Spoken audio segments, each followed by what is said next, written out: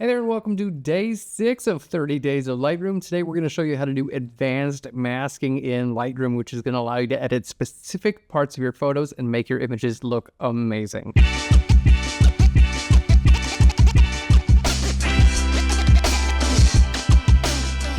Today we're working on a brand new raw photograph that you can download, and we're going to show you how to do advanced masking. Check out this before and after.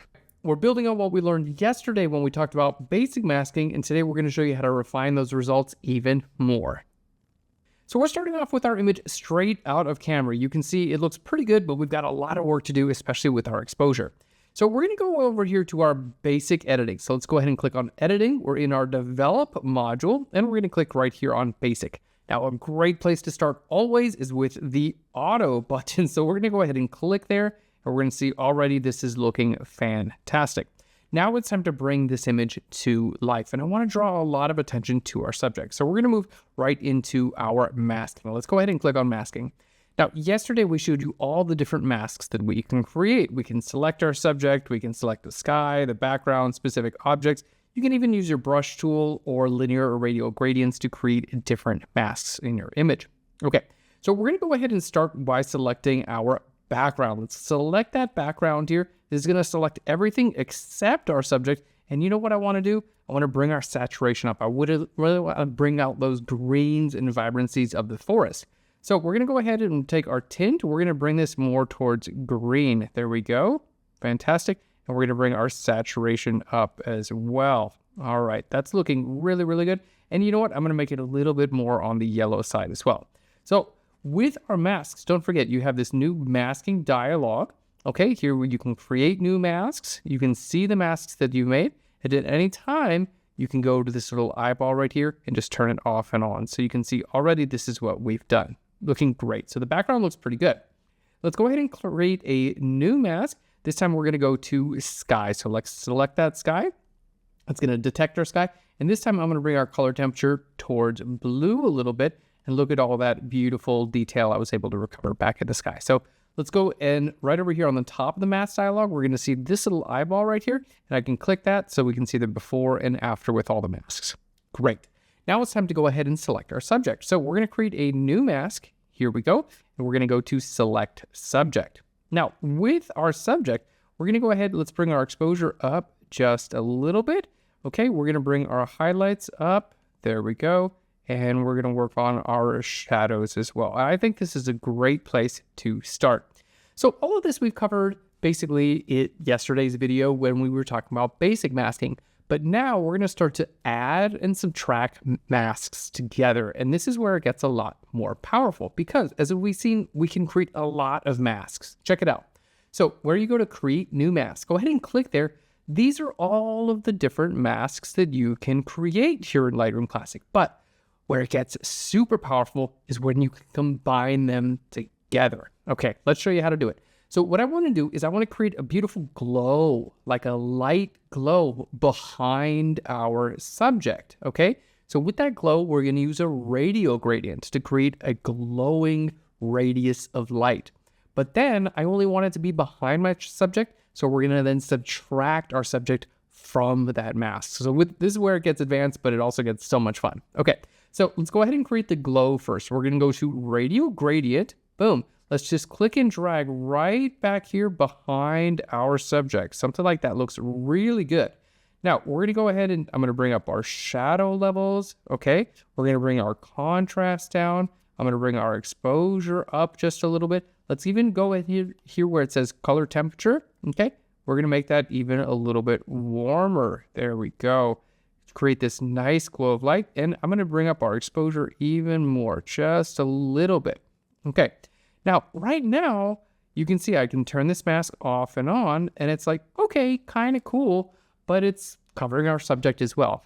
I want this to be kind of like a painting where this light glow is behind our subject. So what we're going to need to do is subtract our subject out of this selection. So here's how we do it. Right here where we see this mask number 4, we're going to go to subtract, and here we're going to go to select subject. So we're going to subtract our subject from this mask. Click there, and there we go. It subtracts our subject out. So now if you click here, you can actually see a preview of the mask right there. and I can just turn this off and on. Look at this beautiful glow of light I'm able to create behind the subject and the effects that that makes. This is such a cool effect. Okay, now, of course, I still have my subject. Okay, I can click there. I can turn this off and on to see what that looks like. And I have my radial gradient that I could then click on, and I can move my radial gradient around as well. So I have full control of all of my masks. Okay, we're going to continue to go. So I like that effect a lot. I think that looks really good. I want to start to work on the highlights of my subject as well. Okay, so what we're going to do, let's go ahead and create a new mask. We're going to go to select subject. Okay, and now we're going to subtract out, and I'm going to go to the luminance range. Let's go ahead and subtract out the shadows. So let's go ahead and subtract out those shadows from my subject. There we go. And here I can actually choose the luminance range that I want to subtract out. There we go. And this little red overlay, as long as where it says show overlay is turned on, okay, this little red overlay is showing us what's actually going to get affected. Okay, this area, we want to just bring our exposure up just a little bit. I like that. We're going to bring our highlights up just a little bit and bring our color temperature up a little bit warmer as well. I think that looks great. And then, of course, I can go in here and decide how this is actually blending in. So I can have it just be visible. There we go. Let's bring this up. Just be visible in just the highlights, or I can start to blend it in with the rest of my subject. And I think this is looking really nice right about there. So the control I have here is amazing. Let's just turn that off and on. Beautiful. I have this like glowing light effect where my subject is. Okay, looking really great.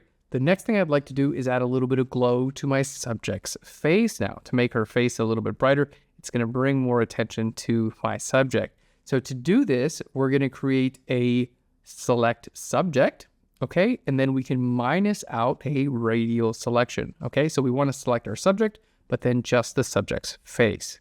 So here's how we do it. We're going to create a new mask. Well, let's go to select subject one more time. There we go.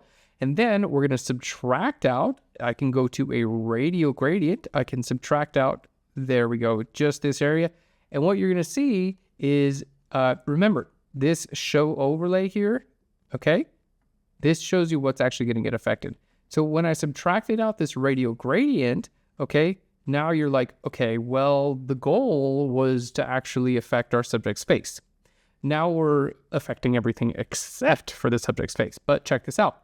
I can go to this radial gradient, and right over here, there's an icon to invert that. So if I click on invert, boom, then this radial gradient is now going to be just the subject's face. So I can make this just a little bit bigger.